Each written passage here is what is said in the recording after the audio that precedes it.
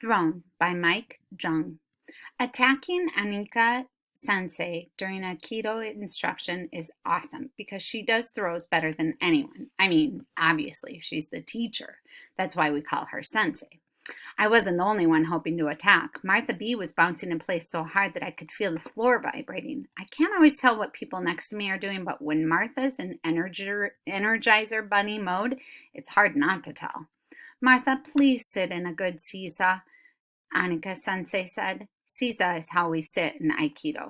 Legs under us, toes pointing backward, knees apart, hands on thighs, and no bouncing. Martha stopped, mostly. Ryo Kata Tori Kokyu Nagi Taikan. Stevie, please.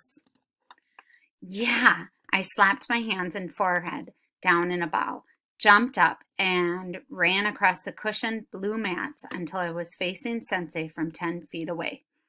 The other Aikido kids sat in line to my left, watching, which used to make me nervous when I was new. Sensei dropped her arms to her sides, and I ran at her, reaching for her shoulders. Just as I got there, she stepped sideways and toward me, pushed my right arm down, tucked her hand under my left elbow, and threw me. I tucked my head into my chest and rolled across the mats and onto my feet, facing back at Sensei. I attacked again, and she threw me again from the other side. I sprang up again, and she held up a palm, so I flopped into Sisa. This technique starts with a double shoulder grab, Anika Sensei said. I kept my eyes on her as she explained the move. There were two new students, Anna somebody and Linnea somebody, so Sensei talked more than usual. Then we demonstrated again. Thank you, Stevie. Sensei turned back to the class with a partner. Everyone bowed, and I hurried to Martha, who was bouncing again. I'm older than her. I'm 11, she's 10, but only by 4 months, and we're both red belts, so we're evenly matched. I backed onto the mats and waited. Martha set her feet, pushed up her glasses with a thumb, and charged. Bam! Turn! Kapow! Knock down her arm, and whoosh! Do a perfect throw. Aikido. It's the best thing ever. I know I've been at Twin Rivers Aikido for 2 years because every year Anika Sensei sends certificates saying how long we've been there. You don't get a red belt unless you're good. So when Anika Sensei said I could start going to teen and adult class, I was excited, but not surprised. I didn't say so though. We're supposed to be humble and stuff. You're ready, Anika Sensei said. We were sitting in Sisa facing each other. Thank you, Sensei. Questions? I like how Anika Sensei doesn't rush me while I figure out what to say. Even Mom and Dad do it sometimes. But the worst Anika Sensei does is tell me to think about it and ask again later. Will we practice weapons every time like we do here? Teens and adults have separate weapons class. You can definitely attend, but you'll get lots of practice here. Hi. That's Japanese for yes.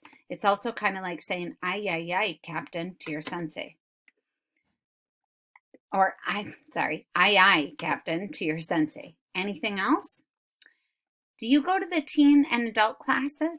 Not all of them, but I'll be there on Tuesday evenings. Good to know. We turned at the sound of more kids arriving. Martha was already inside with her equipment bag and weapons case. Trinity was bowing in, and Sophia and Malik were giggling about something just outside the door. I'll let you get back to warming up, Anika Sensei bowed. Her bows were very precise and stood up. Hi, Sensei. I bowed too. Then, ta-da, Martha was there. Hey, so what? You're so funny. When do you start teen and adult classes? Tuesday. Martha began stretching her legs. Awesome. Is Arthur here? Martha B. and Arthur Levitt were the two people I had already known before starting Aikido. In 3rd grade, Arthur and I were in the same class for the first time, and when Martha moved to town, she was put in there too. Nope. Martha pressed the sole of her right foot against the inside of her left leg, and grabbed her toes. He's probably tired from the trip. Probably. It's weird that you'll be training with my mom. I like your mom. Martha's mom is one of the only adults besides my sensei and my parents who talk about autism without making me feel bad. Me too. I mean, duh, she's my mom. But you've been doing Aikido longer, so you're probably way better. Probably? Don't you know? We're in different classes, you know. Martha sat up, brought the soles of her feet together, and leaned forward. It's weird that I'll train with your mom before you do. Yup. Martha leaned forward on her hands and frog hopped up onto her feet. Let's practice rolls. We spread out, and as I dropped my arm, tucked my head, and rolled, I felt super confident. Plus, I'd finally get to learn from Brandon Sensei, who is autistic too.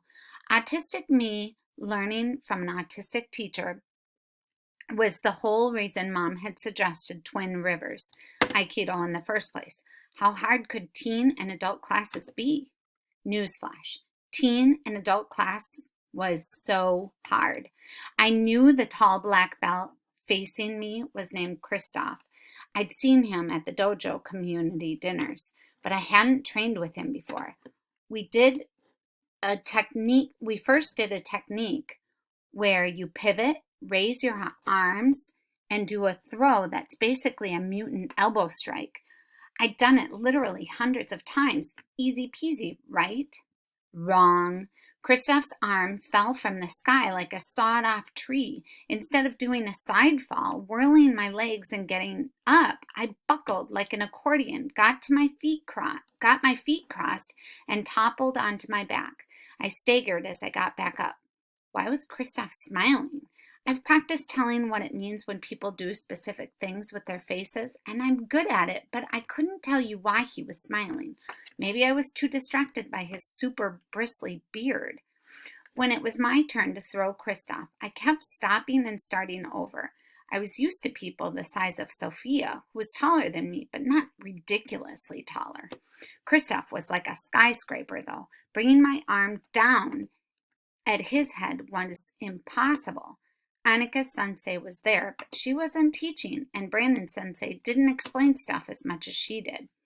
Jenna and Julie Jung were there too, but Jenna and I were only in the kids' class together for 2 months before she showed up, and Julie was older than Jenna. They were at least closer to my size, though. I tried to partner with them, but everything moved too fast, and they always seemed to pair up with black belts or each other. Martha's mom had mediocre technique, but she was incredibly strong, so she threw me. When she threw me, she really threw me. A broad-shouldered blue belt named Miles almost elbowed me in the face while blocking punches. I kept standing the wrong way, doing elbow grabs instead of wrist grabs, and forgetting what to do with my arms. It was a very long class. At pickup time, I bowed to Brandon Sensei. I was in a non-talking mode, so I couldn't thank him verbally, grabbed my stuff, and went out to the hallway to hug Dad. How'd it go? He said. I closed my eyes and breathed. It's okay, Stevie. You're okay. Let me talk to Sensei real quick and we'll go. Dad's autistic like me, but he says he's neurotypical passing, which means people can't tell he's autistic just by looking at him because he's practiced so much. He smiled at me, eyebrows raised and lips together, and as I leaned into him. I sat on the bench right outside the dojo as Annika Sensei came out and said hello. I felt so thrashed that everything around me was a foggy blur, so I tucked my red belt into my bag and pulled out my new book. It was good just to read. I didn't know how the author decided to combine figure skating and martial arts, but it was genius. Stevie, I'd started the book at breakfast while Mom and Dad talked about the usual stuff like politics and whether I should read during breakfast, and I was up to page 157. Stevie. There was a light pressure on my shoulder. I looked up to see Dad's face. Dad, read this. I held up. Pea Sprout Chen, Future Legend of Skate and Sword. It's awesome. I know, buddy. I gave it to you, remember? How about wearing your shoes? The car's right there, Dad. I could actually see it. Dad was parked in front of the building, which used to be a warehouse, but was now full of art studios, welders, and our dojo. City sidewalks, little man. There might be Broken glass. I know, and I'm not little or a man. Shoes, champ. Okay. My pile of stuff slid onto the floor as I dug out my shoes. After carefully tying my shoelaces, it's important to get the double knots equal on both sides. I put everything into a new pile, this time in my arms. I nodded at Dad over the pile, and he chuckled. It was our usual post-Aikido routine, and it would have felt good if class hadn't felt so bad. Will they kick me out of the dojo if I quit the teen and adult class? That got Mom and Dad's attention. Whoa, hold on, Mom said from across the dinner table. Who's kicking who out of what? Dad said through a mouthful of duck. Roasted duck legs are his specialty. He's ridiculously proud of them. Don't talk with your mouth full, Dad. Back up, Stevie, Mom said. You haven't said anything about the class. What happened? It was hard. Different. Makes sense, Dad said, stabbing a piece of broccoli with his fork. Big changes are hard. I'm sorry, Mom said. What parts were hard? All of them. Well, that narrows it down. What does Brandon Sensei do differently, Dad said. Everything. I picked up my drumstick, looked at it, and put it down. I suddenly felt shaky, mad, exhausted, and frazzled all at once. Everything's so fast. I pulled my legs onto my chair, put my elbows on my knees, and grabbed my head. The warm-ups are out of order. My friends aren't there. Everyone's huge. The chair felt too small, so I threw myself onto the couch. Instead, a pillow fell onto my head, and I clamped it over my mouth and screamed into it. Screaming into pillows helps when I'm feeling overwhelmed, so I did it again. Someone took a deep, loud breath and blew it out, but I couldn't tell if it was Mom or Dad. Maybe it was both. The couch cushion changed shape under me as Dad sat down. Foot massage? I moved the pillow enough to look at Dad and shake my head. He nodded and leaned back. Dad's good at foot massages, and Mom's good at brushing my arms with her fingertips, but I just wanted them to sit with me. Honey, this is yours, Mom said. Ah, the SPLC intelligence report. Nothing says relaxation like a bunch of articles about violent racists. Yes, more relaxation's the last thing we need around here, Mom said as she sat down on the other side of Dad. We could use more irony, though. Really low on irony. Stop fighting, I said. Mom chuckled. We're not fighting, honey. We're not? Wow, I'm totally misreading the situation. Dad, stop. I lay there listening to my heartbeat, the buzz of the refrigerator, the pillow fabric moving against my face, the upstairs neighbor's footsteps, and the occasional page being turned. Eventually, I dropped the pillow onto the floor. Better? Mom reached over and squeezed my foot. I shrugged. Interesting pitch on that first scream, Dad said, like an angry soprano. That wasn't funny enough to make me smile, but it was better than Mom freaking out and Dad yelling at everyone, which is what used to happen when I had meltdowns. Dad would literally yell at everyone. Me, Mom, the cat, people who put compostable items into the recycling bins, and Mom would bark about how acting like this wouldn't get me what I wanted, then storm out of the room. Then I was diagnosed as autistic, and then Dad was diagnosed, and they both started reading books about autistic rights and finally calmed the heck down. Can I stay in the kids' class? I said. I think you're supposed to, Mom said. I mean, only the kids' class? Oh, I don't see any problem with that. Do you, honey? No, Dad said. You could try once more. The second time might feel better. But kids' classes only is fine. Okay. I'm curious, though. Dad bent over and kissed my forehead. Was there anything that you liked? Maybe Brendan Sensei. That's great, Mom said. What about him? The way he moves. He is a 6th-degree black belt, Dad said. I also like that he's autistic. Me too. Dad got up, and my feet jostled a little as the couch cushion unsquished itself. I'm listening, buddy. I just need some water. Did you like anything else? Mom said. No. It would be terrible to go back to the teen and adult class, but it wouldn't be humiliating to tell people that I couldn't handle teen and adult class, and I actually wanted to keep going. How else would I get any better? but I didn't know if I wanted to go because I thought I should go instead of wanting to go because I wanted to go. Crying's awful. I hate the runny nose and the tears going down my shirt, and it makes me remember all the times I've been called a crybaby, but I started crying anyway. Hey, it's all right, sweetie. Mom scooted over and petted my head. You don't have to put so much pressure on yourself. In the kids class, I was awesome at Aikido, but in the teen and adult class, I was an out-of-place loser. It was like being in school. I didn't want Aikido to feel like school. It was a relief to go back to the kids class, partly because Arthur was there. He was doing forward rolls when I got there, so I waited until he rolled it to his feet and saw me before running to hug him. He hugged me back hard. You're home! I let go and stuffed my shoes and bag into a cubby. Finally! I know, right? Arthur giggled. How's the trip? I said as we started our usual warm-up exercise, which was jumping as high as we could over and over. I let my arms flop all around, and Arthur swung his arms from side to side in front of his body. Remember my uncle who won't stop calling me Artie? Yeah, so disrespectful. It's not Artie or Art, it's Arthur. Totally. My mom argued with him about it, and he was interrupted by a squeal. A second later, Martha barreled across the mats, and if Arthur hadn't stopped jumping, she'd have run him over like a freight train.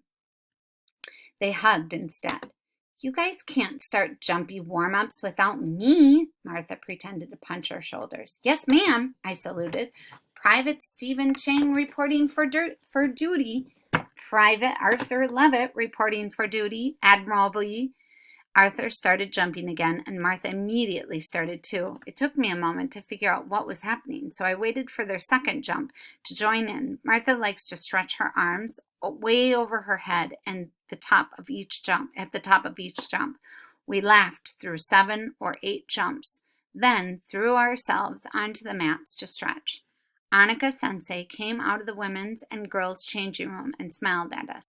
I knew she was going to ask me about the teen and adult class, so I was relieved when Sophia and Malik started talking to her, even though I kind of hated that I was relieved. Arthur's trip turned out to be incredibly boring. His favorite cousins got sick and stayed home, so he spent the whole week hanging around with grown-ups in restaurants or at his grandma's house. So, how was it? A classic Martha question, nothing about which she meant. It's like she thinks I can read minds. How was what? Sorry, how was the teen and adult class? Ugh, not great. Oh no, Arthur said. Was it like when Kaylee moved up? What happened with Kaylee? Martha put her hands on her hips, which always looks funny when she's sitting down. Yeah, we haven't seen her since she stopped showing up. Arthur sighed. It'll be so nice when you two finally get phones. We texted after she stopped coming. She said she quit teen and adult class. She quit because teen and adult class wasn't any fun. It isn't, I said. You're different from Kaylee, Martha said. For her, not fun probably just meant not being the best student in class anymore. How do you know? It's obvious. Kaylee was pretty stuck up. Oh, does that mean I'm stuck up too? Because seriously, it was like that for me too. Stevie, that's not what I meant. Maybe I'm, Kaylee 2.0. No, you're not, Martha and Arthur said together. I couldn't help laughing. Can I convince you with a tackle hug? I'd never hug Kaylee. Martha jumped up and spread her arms so wide that she almost fell over backward. Do you even know me? I said, and we all laughed. Hello? Annika Sensei had made it across the dojo. Arthur, it's good to have you back. Arthur smiled with his whole face. Seriously, every part of his face moved, and bowed. Hi, Sensei. It's good to be back. I love seeing you three together. It does my heart good. Can I borrow Stevie? Hi, Sensei. How did it feel being in the teen and adult class? Annika Sensei said after we'd sat in an empty corner of the dojo. I slumped over. Hard. She nodded. I'm sure it did. Not just physically hard either. It was mentally hard. Tell me more. Well, my friends weren't there. Everything happens differently. Everyone's bigger than me. True. Nobody really talks. I kind of like that part actually, but it's different. Yes, it's harder to know what the other person's doing, Sensei. Yes. Do I have to keep going to that class right now? Annika Sensei firmly shook her head. No, it's entirely up to you. But I have to move up permanently next year. Annika Sensei made an upside down U with her mouth, tilted her head, and looked off into space. Yes, but a lot will change before then. You did well in that class. Next year you'll do even better. There's no rush. I did well? Really? Yes, I could tell it was challenging, but you kept going. The advanced students practically lined up to work with you. Really? Really? I couldn't tell. Annika Sensei smiled. Sometimes that's true for all of us. Excuse me, Stevie. I have to start class soon. Hi, Sensei. Thank you. Martha and Arthur waved me over to sit with them, and I realized how weird and lonely it had felt to hunt for a space by myself in the other class. Could I get used to that until Martha and Arthur moved up? If they moved up? Yes?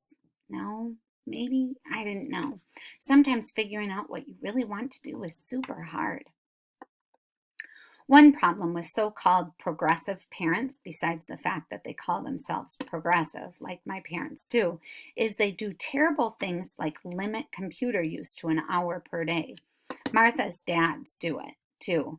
And Arthur's parents have a zillion no phone times, including meals, movie nights, and family meetings, which they always hold on Monday nights. That Monday, Martha had to use her computer time to work on a school project. So instead of an hour-long chat with my best friends, I got emails, short ones. Good ones, though. Remember Stella Jenkins? Forget Kaylee. Be like Stella. Arthur. I did remember Stella. When I was a white belt, she partnered with me a lot. She always said hi, and she never got weird about it if I didn't make eye contact while talking. Stella moved up, but after she got her orange belt, she came back to be an attacker during my purple belt test. She only left Twin Rivers because her family moved to another state where she was probably a blue belt by now. Be like Stella. Martha's email was even shorter. Watch this. M.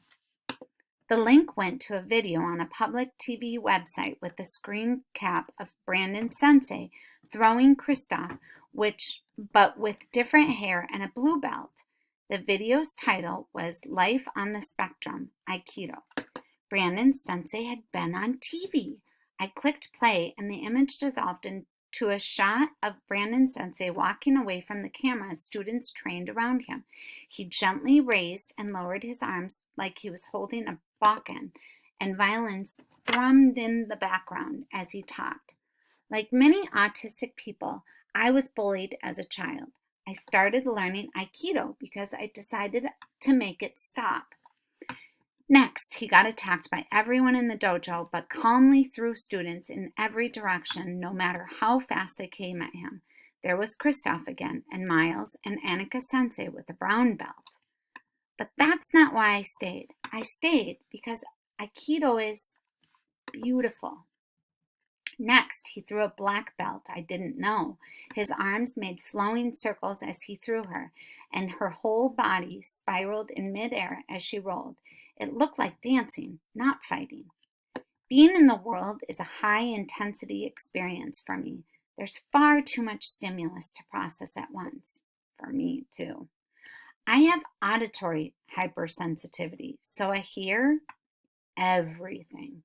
Yes, I'm very aware of the sensations within my body, joints moving, connective tissues stretching, muscles flexing.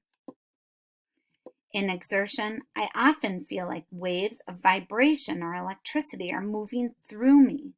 Yes, again, I can channel those internal experiences into Aikido, which blends active physicality with psychological awareness in a way that's constantly challenging but utterly natural. The video ended with Brandon Sensei doing a perfect forward roll. He was right. Aikido was beautiful.